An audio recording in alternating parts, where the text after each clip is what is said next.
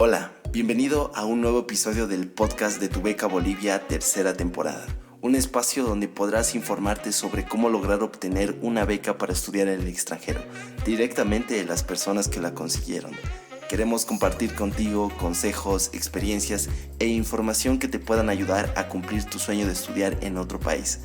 Además, te mantendremos al tanto de los diferentes programas de Tu Beca Bolivia.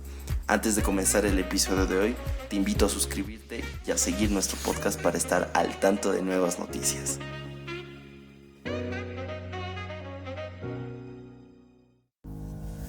Hola, soy Laura Vargas, en compañía de Alejandro Aguilar. Tenemos el agrado de contar con un nuevo episodio de Tu Beca Bolivia. Bienvenidos nuevamente a este bonito espacio. El día de hoy tenemos el agrado de contar con una invitada que nos estará hablando de las becas Daya University de Taiwán. Estamos con Madeleine Aguilar. Madeleine Aguilar es licenciada en Comunicación Social. Ha trabajado como periodista, docente y comunicadora corporativa. Actualmente trabaja en UNICEF y es parte de La Nube, un medio digital de periodismo dirigido a jóvenes. Ella estudió una maestría en enseñanza de inglés como lengua extranjera en la Universidad Daya en Taiwán. Muchas gracias por aceptar la invitación, Made. ¿Cómo estás hoy? A ustedes por invitarme. Estoy muy feliz de compartir mi experiencia. Espero que a alguien les sirva y que si necesitan ayuda, acudan a mí, porque para eso estamos. Un gusto saludarte también, Madeleine. Es un gran honor que estés en nuestro espacio en el podcast de Bebé. Primeramente, nos gustaría saber cómo era tu vida antes de postularte a la beca y cómo es ahora. Wow, qué increíble pregunta, porque realmente la beca, pero más que nada la experiencia de salir de Bolivia, estudiar en el exterior, me cambió totalmente la vida. Recuerdo cuando estaba en el avión, y seguramente a todas las personas que han ido al exterior les ha pasado eso, cuando desde la ventana del avión ves Bolivia y la ves tan pequeña y dices, resulta que no es solo el mundo Bolivia, hay más. Y bueno, antes de tener la maestría en inglés, yo era periodista, trabajaba en el periódico Página 7, ganaba el mínimo y tal vez un poco menos después de todos los descuentos. Estudiaba un diplomado y vivía con mis papás. Ahora estoy trabajando en UNICEF, soy editora de textos en inglés. Mi trabajo es ver que los reportes que hacen a los donantes de UNICEF estén bien escritos. He combinado esto del periodismo con el inglés y ahora soy como una experta en redacción en inglés. También he sido docente de redacción en Estados Unidos, ha sido una segunda beca que hice para una segunda maestría que todavía no terminé. Gano mucho más, vivo en un departamento independiente y creo que se podría decir que incluso me siento próspera económicamente. Nada de eso hubiese pasado si no me hubiese ido al exterior. Nada de eso hubiese pasado si no hubiese estado en un lugar tan diferente como es Taiwán. No hubiese aprendido las cosas necesarias que todo adulto debería saber. Lo aprendí a la brusca porque en vez de irme a un lugar cerquita, se me ocurrió ir a Taiwán, que ni siquiera sabía una palabra de chino. Pero si no hubiesen pasado las cosas así, no estaría donde estoy ahora. Así que le debo mucho a esa oportunidad que me ha dado la vida, Dios y todo. Soy tu fan, primero quiero decir, con todo lo que nos estás contando desde ya. Primero voy a decir que soy tu fan. Quiero saber, ¿cuándo fue que tú postulaste a la beca Daya en Daya University? Soy mala para los números y eso incluye los años, pero si no me equivoco, era el 2017. Tenía 24 años y ahora tengo 29, así que era hace 5 años. Buenísimo. Y hablando, ¿cómo te enteraste de la beca, de que existía siquiera? Porque como tú dices, no es muy convencional, ¿no? Es como lejos y bueno, a mí me asustaría un poco y creo que a la mayoría de las personas escuchar Taiwán y decir, bueno, sí, ¿cómo voy a aprender el idioma para empezar? ¿Cómo te enteraste de la beca? ¿A quiénes está dirigida? ¿Y cómo hiciste para postular? Bueno, llegó un momento en mi vida en que todos me empezaban a preguntar, ahora me doy cuenta que nada que me han preguntado eso, pero me empezaban a preguntar de, ¿tienes novio o te vas a casar o cosas así? Y yo era, no me quiero casar.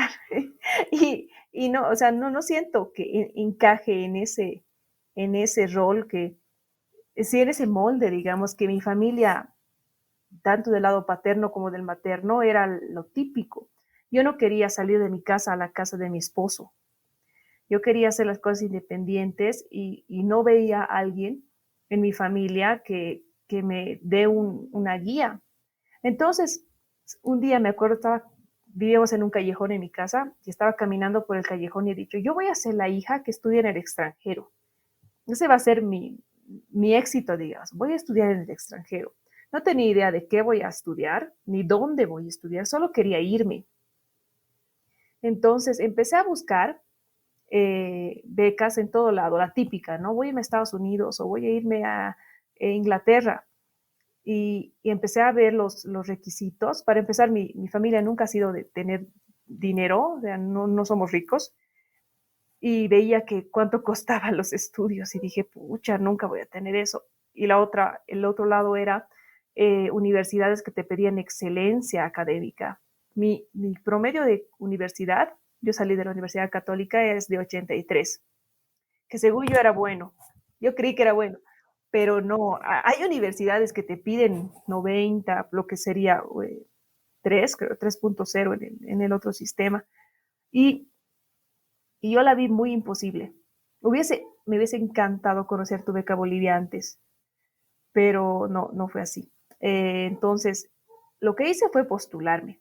Me acuerdo que me postulé a a las becas Carolina 2 años. Me postulé a una beca que había de Paseña, creo que era, que te ibas a Argentina o Estados Unidos y luego trabajabas, algo así. A esa me postulé a una bueno, me postulé a la Chivinin y a otras, o sea, he debido postular, sin mentirles, como unas 7 u 8 universidades y becas. Seguramente ustedes y los de Tu Beca Bolivia saben lo largo que son los formularios y las aplicaciones, que la mayoría de las personas se rinde a medio proceso. Yo terminé estas aplicaciones, estamos hablando de 7 larguísimos procesos. Y me acuerdo que eso lo hice en julio, creo, porque estaba de vacaciones o algo así. Y para febrero o marzo generalmente te llegan las respuestas, ¿verdad? Y en ese entonces me llegaron a mi correo. Era muy triste esa escena de el, lo siento, pero no fuiste aceptada. Lamentamos informarte. Gracias por participar. Yo era uno más triste que el otro. Y mi correo estaba lleno de correos así. Y en ese afán de estar buscando becas, mi cuñado, el esposo de mi hermana mayor, me vio así tan impaciente por encontrar una oportunidad y me dijo, yo tengo un amigo con el que jugaba fútbol de niño, o sea, re lejano, ¿no? Tengo un amigo que creo que es docente en Taiwán y yo, pásame su contacto. O sea, ni siquiera le pregunté de qué es docente, ¿no? O dónde está Taiwán, porque sinceramente no sabía dónde estaba Taiwán. Y le dije, pásame su contacto, por favor. Y yo le escribí, Álvaro se llama, y le dije, hola Álvaro, te llamo Madeleine, soy amiga de Wilmer, juegas fútbol con él. ¿Me, Buenísimo. Sí, ¿Me puedes así. ayudar, por favor? Y me dijo, claro que sí, te voy a pasar el formulario. Es más, yo te lo voy a llenar esta parte. Fue extremadamente amable, extremadamente amable. Yo dije, ¿por qué me ayuda tanto? O sea, ¿cuál es su interés? Hasta empecé a sospechar cosas malas, ¿no? ¿Por qué este extraño me está ayudando? Años después descubrí que, así como la ciudadanía estadounidense, digamos, los extranjeros en Taiwán tienen que ganar puntos. Y cuando los docentes traen a estudiantes extranjeros, ganan puntos para que eventualmente se vuelvan ciudadanos. Entonces, esa era la razón por la que él era tan amable conmigo. Y bueno, él me respondió cuando yo estaba postulándome a todas las becas. Y me llené ese formulario que estaba en chino, literalmente estaba en chino, por llenar uno más. Entonces llené ya uno más. Y cuando estaba revisando mi correo de rechazos, me llegó un correo en chino que yo no entendía nada, ¿no? Y yo, ¿a qué será esto? Y la verdad es que no lo entendí. Y a la 1 de la mañana me llamó este Álvaro y me dijo, oye, te cuento que él es no es muy querendón de Bolivia, digamos. Me dijo un chiste, me dijo, tengo una buena noticia y una mala noticia. Y yo, dime la mala primero, le digo. La mala es que te voy a ver seguido y a mí no me gustan los bolivianos. Y la buena es que te aceptaron. Y yo, ¿qué? Eso es lo mejor, los Yo, bolivianos, ¿qué? le dijiste. Sí, te aceptaron, vas a venir a Taiwán. Y yo no la podía creer. Primero era la 1 de la mañana y luego de que ya me habían rechazado tantas veces. Yo sé. Y fui a despertarles a mis papás y les dije, me aceptaron, me aceptaron. Ni idea a qué me estaban aceptando. No sabía qué iba a estudiar porque el correo estaba en chino. Pero yo ya acepté. Yo ya acepté totalmente y les dije que voy a ir. Y bueno, así empezó la historia. Y para tu postulación, ¿qué otros documentos tuviste que preparar? Me imagino que alguna carta de presentación, igual, ¿tuviste que traducirla al chino también? ¿Cómo hiciste eso? ¿Cómo lo lograste? Bueno, tenía que hacer un statement letter, creo que se dice. Sí. Eh, una carta de motivación de por qué quiero estudiar ahí. ¿Por qué creo que deberían darme una beca? Y escribí esa carta, Álvaro, este chico, me lo editó, y luego llené un formulario de nombre, etcétera, ¿no? X. Y el único requisito que me pidieron era que mi promedio sea más de 80, creo, y que tenga el TOEFL. Pero el TOEFL era súper bajita la nota, creo, si no me equivoco, era 75. O sea, era súper aceptable. Entonces, yo nunca había hecho el TOEFL. Me metí y no me fue mal porque salí del CBA, tenía una idea básica, no era que era experta en inglés, simplemente salí del CBA. Y le mandé eso, le mandé la carta de motivación, conseguí 3 recomendaciones. Bueno, le mandé ya parito, le mandé 5 de mis docentes, de mis jefes. A mi jefa le hice escribir. Las cartas tenían que estar en inglés, entonces la mayoría de las personas de Bolivia te van a decir, tú escríbemelo y yo te lo firmo. Entonces, prácticamente yo se lo escribí. Otras personas te dicen, te lo paso en español, tú traducilo y me lo pasas para que yo te lo firme. Las dos hice, mandé eso y me dijeron que tenía que tramitar mi visa en Perú, porque Bolivia no tiene relaciones diplomáticas con Taiwán. Entonces mi papá se fue a Perú mientras yo seguía trabajando, porque solo el pasaje cuesta $3,000, o sea, one way. Mi papá se fue a Perú mientras yo seguía trabajando. Hasta el último momento trabajé para tener ese sueldo. Y eso, entonces, en resumen, el TOEFL, carta de motivación, un buen promedio, que tampoco es tan bueno a mi manera de ver. A mí me parece Y, buenísimo. y eso. Y con todo eso le mandé un montón de cosas. Saqué mi pasaporte, porque ni pasaporte tenía. Fui a sacar mi pasaporte vigente. Mandé todo a Álvaro. Álvaro lo presentó y me compré el pasaje. Y la beca, eso te iba a preguntar justamente, ¿qué es lo que cubría, aparte de los estudios allá, obviamente? ¿Cómo hacías? Entiendo que el pasaje lo tuviste que pagar tú, Sí. y ahí ya para la manutención, eso, ¿cómo funcionó eso? La beca de DAIE es una beca de estudios. O sea, tú no pagas por estudiar, pero es lo único que te da. En mi tiempo, porque ahora me enteré que ya no es así, solo a los del doctorado les pagan una especie de estipendio. En mi tiempo te pagaban $1,000 por semestre, que es poquitísimo. Pero tampoco es cara la vida en Taiwán. Es como Santa Cruz. Ah, mira. Es bastante barato. Entonces, con $1,000 me alcanzó para vivir, porque el almuerzo era, digamos, como unos 10 bolivianos en la cafetería. O sea, era barato, porque la universidad está en un pueblito de universidad, que generalmente eso pasa, y todo hay ahí. Pero eso, me daba $1,000 para vivir el semestre, Para renovar mi beca del siguiente semestre tenía que tener buenas notas y me daban nuevamente los 1,000 y así. Y no pagaba nada de los estudios, pero sí pagaba por el dormitorio, por una especie de mantenimiento y cosas así, que era prácticamente los $1,000. O sea, con los $1,000 te alcanzaba para vivir modestamente. ¿Y los libros, el material para estudiar, eso también lo tenías que pagar o venía incluido con el plan de estudios?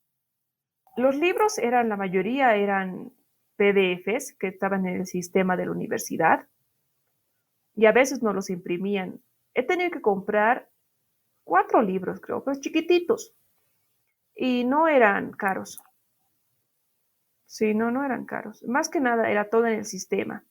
Y usaban así como Schoology, ese tipo de cosas que ahora todos dominamos, pero en ese tiempo para mí era novedad.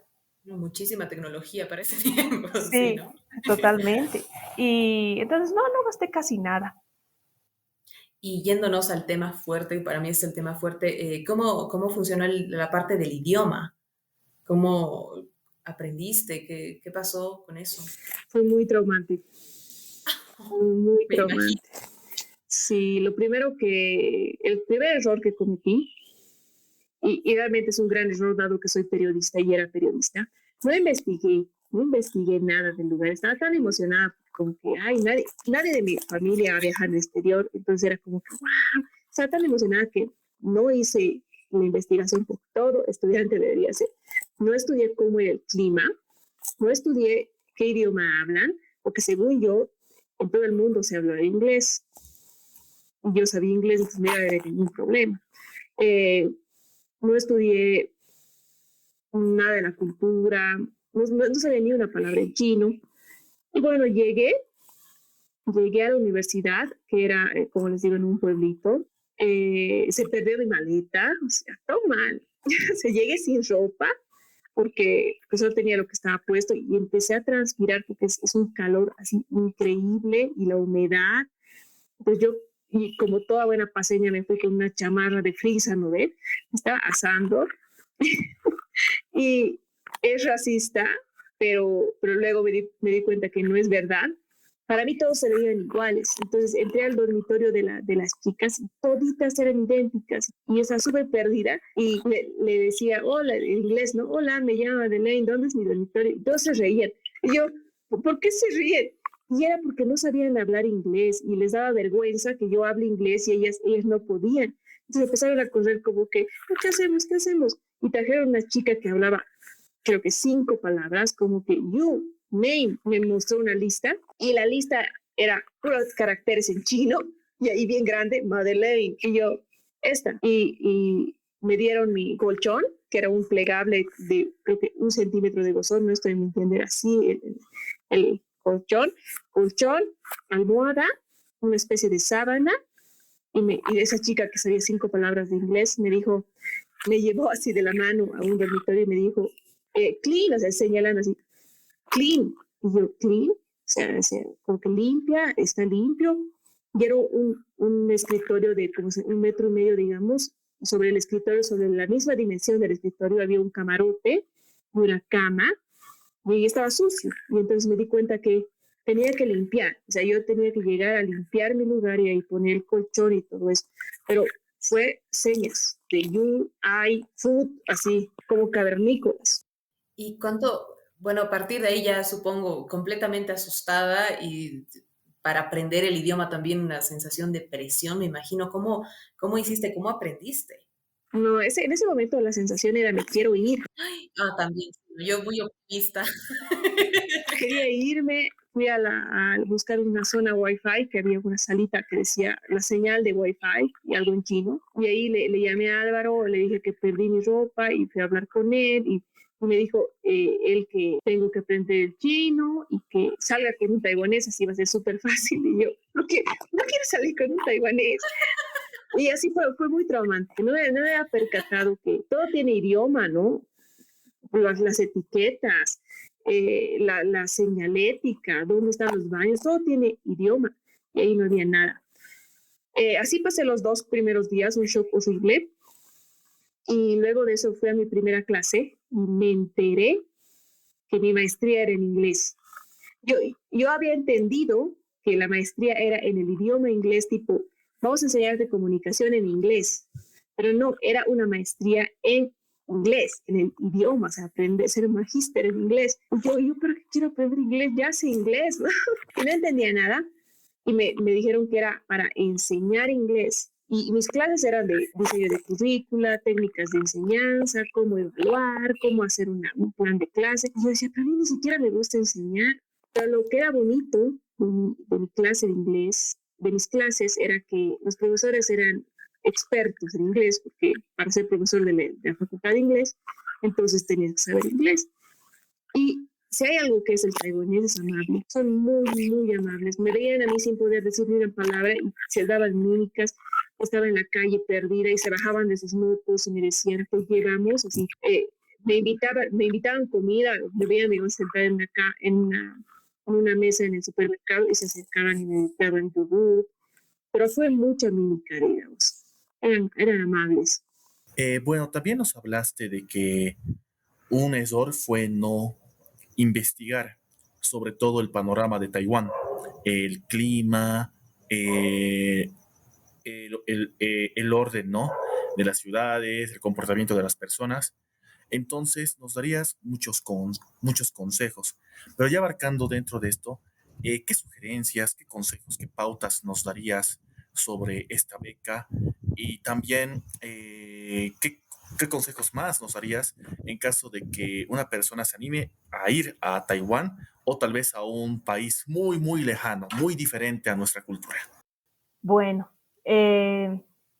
mi consejo que les dije de investigar más es un poco tricky, digamos, porque sinceramente, si hubiese investigado, muy probablemente no me hubiese animado por el miedo.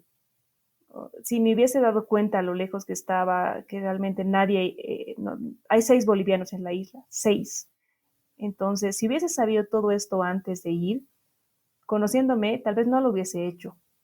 Entonces, más allá de ese consejo de investigar, yo les diría que se animen. Ese es el mensaje. Es como si estás en un avión y has ido a hacer salto de deporte extremo, mi consejo es saltar, animate, porque como les dije al principio, mi vida no sería la misma, no sería la misma si no hubiese hecho esa beca. En, en Taiwán, y luego lo comprobé porque fui a Estados Unidos, en Taiwán te tratan muy bien. En Taiwán nunca me han discriminado. Me han rogado muchas personas importantes que por favor me quede, que siga estudiando ahí, hacer mi doctorado, me han ofrecido trabajo, me han tratado de maravilla. Como tengo amigos que han estudiado en el exterior, me comentan, ¿no? Que, no sé, en Argentina hay una especie de discriminación a los bolivianos, ni que hablar en Estados Unidos, yo mismo lo he visto, en Europa también. Entonces yo les diría que se animen, ese es el consejo principal. Pero de Taiwán en particular hay 2 cosas que me han llamado muchísimo la atención y que me han hecho amar ese país. El primero es lo amables que son las personas. Las personas te reciben en su casa, te ayudan, te tratan como si fueran tus amigos cuando no son. Y la segunda es la mejor de todo, no hay crimen. En Taiwán no hay crimen. No te va a pasar nada si estás con una minifalda a la 1 de la mañana en un callejón oscuro, nadie ni siquiera te va a silbar. O sea, no existe el crimen. Yo una vez lo dejé mi billetera en un karaoke que fuimos con los 5 bolivianos que hay ahí, y al día siguiente yo era, oh no, olvidé mi billetera, ni siquiera me habían robado, he olvidado mi billetera en el karaoke. Me dijeron, vamos a recogerla. Yo, no va a estar ahí. Volví al karaoke y estaba ahí. Ni siquiera lo habían hurgado, digamos, habían sacado el dinero. Lo tenían ahí guardado. Y eso fue algo que me acostumbré muy rápido. Creo que a la semana ya era como que amo el hecho de que no hay crimen aquí. No lo cambio por nada. Eso es lo que me gustó de Taiwán, la amabilidad de las personas, la seguridad y luego conseguí trabajo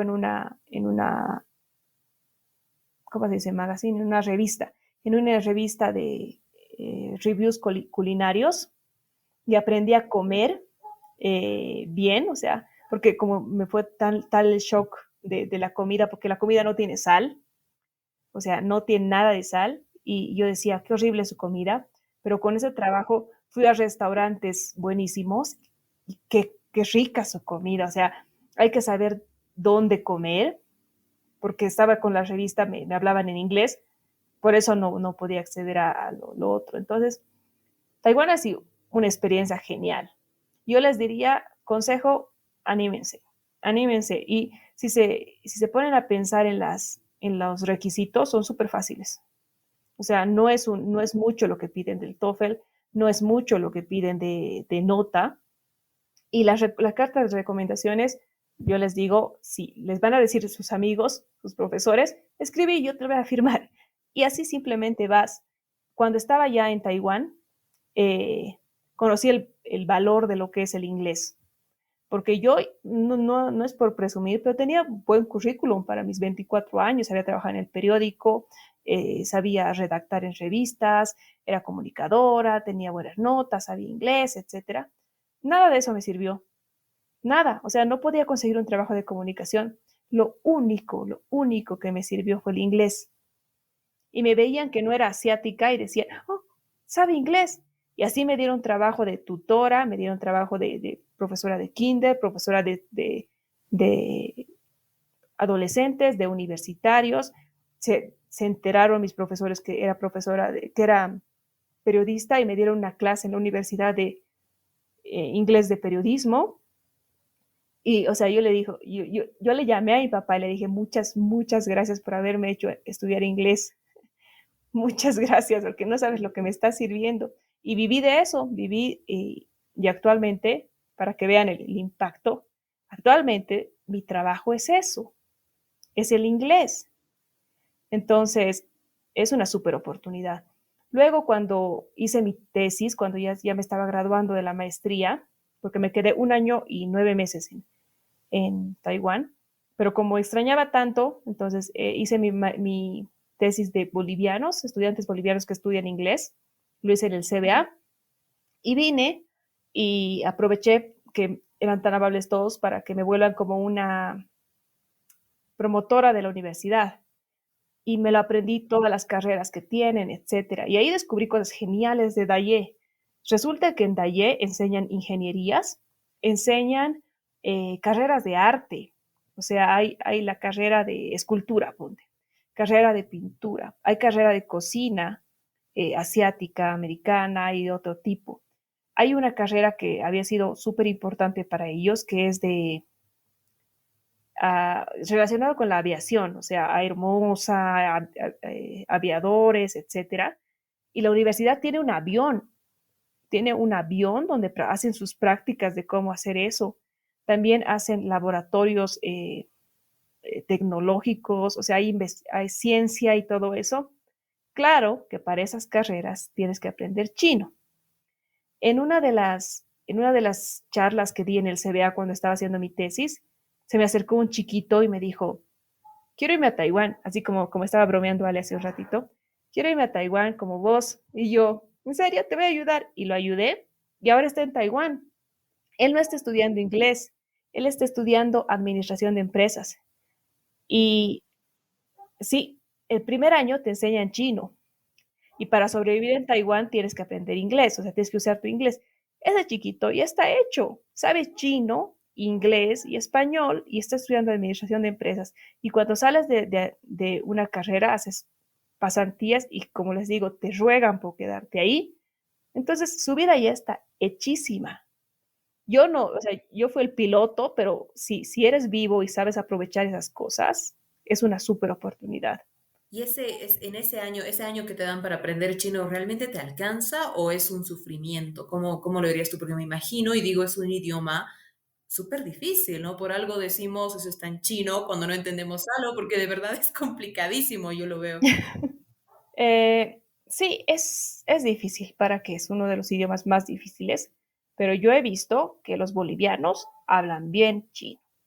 Los bolivianos que están allá hablan muy bien. Claro que es algo que siguen aprendiendo. Los mismos chinos siguen aprendiendo. O sea, no es como el español que en primero básico te enseñan a escribir, digas. No es así. Siempre están aprendiendo el idioma. Eh, También conocí a un español, un fotógrafo español, que me, que su chino era perfecto. Y yo le dije, ¿cómo aprendiste? Lo aprendí en 2 años.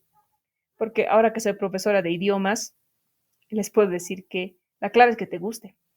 Descubrí que yo los primeros 6 meses no aprendí ni una palabra de chino porque tuve una especie de trauma. Entonces, como era tan diferente, lo odié y no quería aprender. Y como cuando algo no quieres hacer, no te sale. Por eso no aprendí. Pero después de los 6 meses me metí a clases de chino que a propósito son gratis en todas las universidades. Incluso hay becas para aprender chino, o sea, ir directamente a aprender chino. Eh, ya aprendí un poquito más, me estoy olvidando porque aquí definitivamente no lo uso, pero sabía decir cuánto es esto, cuánto es aquello, me da esto, por favor, gracias, vivo aquí. O sea, chino de supervivencia tuve que aprender, pero lo aprendí. Algo gracioso que me pasó en Taiwán era cuando me estaba yendo, o sea, casi el segundo año, tenía que ir a cerrar mis cuentas de banco. Y fui al banco y le dije, quiero cerrar mi cuenta, ¿no? Usando inglés, inglés traductor. Y me empezó a hablar y me dijo, no es necesario que cierres tu cuenta, porque si alguna vez vuelves, puedes recuperar el dinero o puedes ahorrar, no te va a traer ningún problema, me dijo. Y yo, ok, ya, no hay problema. Y me di cuenta que me estaba hablando en chino y yo le entendía, o sea, no estaba hablando en inglés, estaba hablando en chino. Y yo dije, ya estaba así. Si no me hubiese ido, estaba así de aprender el idioma, porque eso es una técnica de idioma, se llama inmersión. Es como cuando te sumerges en el idioma. Como estaba rodeada, porque en Taiwán nadie habla inglés, por lo menos en los pueblos que no son capitales, eventualmente aprendes. Entonces, no es tan difícil estando allá. Bueno, ahora hablando de las oportunidades, sabemos que estudiar en el extranjero te abren muchísimas, ¿no? Muchísimas oportunidades. Bueno, también debe comprender en cómo uno se mueve, se moviliza. Pero ya en tu caso, ¿cómo fue tu retorno a Bolivia? Y esta beca, ¿qué oportunidades te abrió? Ok, cuando volví a Bolivia, yo tengo un poco de miedo a no trabajar. Entonces era como que, ¿qué voy a hacer? Voy a volver y no voy a tener trabajo. No sabía la utilidad que le iba a dar una maestría en inglés. Y entonces volví a mi mismo trabajo, al mismo trabajo en el periódico y eso me hizo sentir muy fracasada. Y dije, tanto esfuerzo, tanto sufrimiento para volver exactamente al mismo puesto que estaba antes. Y estaba muy frustrada. Y una de mis amigas, que también está en Tu Beca Bolivia, Ale, me dijo, oye, pero no, ¿por qué no eres docente en inglés? Porque tienes una maestría en inglés. Y yo, ¿tú crees que quieran? Y me dice, sí, intenta. Y me postulé a la UPB para ser docente de inglés. Y me dijeron, haz una clase modelo. Tienen que tener en cuenta que en Taiwán yo trabajaba de profesora de inglés y no sabía ni una palabra de chino, entonces mejor profesora no había porque era lo único que sabía hablar. eh, y entonces me volví experta en enseñar y cuando les di la clase a los profesores, a los directores del OPB, les gustó y me contrataron. Y un docente, un licenciado gana creo que 64 bolivianos la hora, pero alguien que tiene una maestría gana 84 bolivianos la hora. Entonces, yo, como les dije, como periodista tenía el sueldo mínimo. Cuando empecé a trabajar como docente, trabajaba 2 horas al día, de lunes a viernes, y ganaba más de lo que ganaba en el periódico. En el periódico trabajaba, sin exagerar, 10 horas al día. O sea, me explotaban porque así son los periodistas. Pero con la maestría podía trabajar 2 horas al día y ganaba más. Y luego, eso solo fue el principio. Y luego conseguí 2 becas más, fui a una fellowship de Alemania que se dictaba en inglés, porque son muy pocas las personas que saben en inglés. Por la pandemia no pude hacerla allá, pero la hice aquí y también trabajé en el Ministerio de Presidencia y luego conseguí otra beca para irme a Kansas, Estados Unidos, para ser profesora de español y de redacción, gracias a que tenía la maestría de inglés.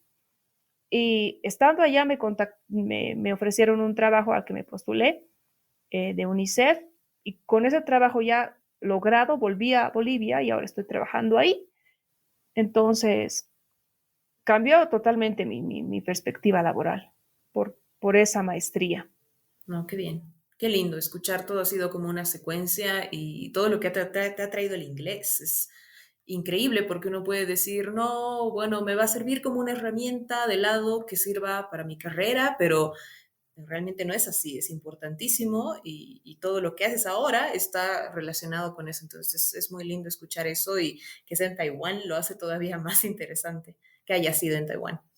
Bueno, Made, ha sido muy lindo escucharte. Muchas gracias por compartir tus experiencias con nosotros, para todos los que nos están escuchando y piensan tal vez que las opciones no son tantas. Bueno, acá tenemos un ejemplo de algo que parecía súper lejano o tal vez que no le hubieras tirado mucha pelota viéndolo ahí, pero resulta que realmente ha sido algo que te ha cambiado la vida y te ha hecho. Entonces ha sido muy lindo escucharte. Muchas gracias otra vez por aceptar la invitación y nada, que tengas linda noche, bueno, lindo día mañana, la semana y gracias por haber estado con nosotros.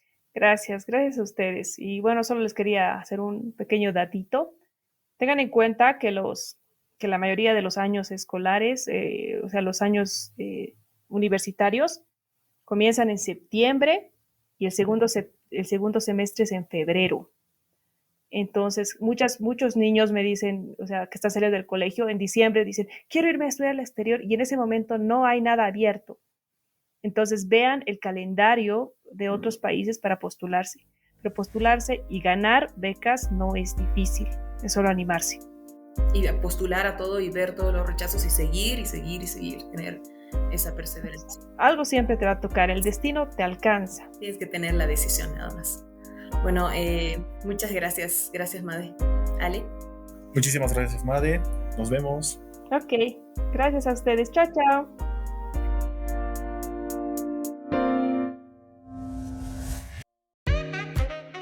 Este episodio fue producido por el equipo de podcast de Tu Beca Bolivia. Para obtener más información de lo que hacemos, no te olvides seguirnos en todas nuestras redes sociales. Búscanos con el nombre Tu Beca Bolivia en Facebook, Instagram, YouTube, TikTok y Twitter.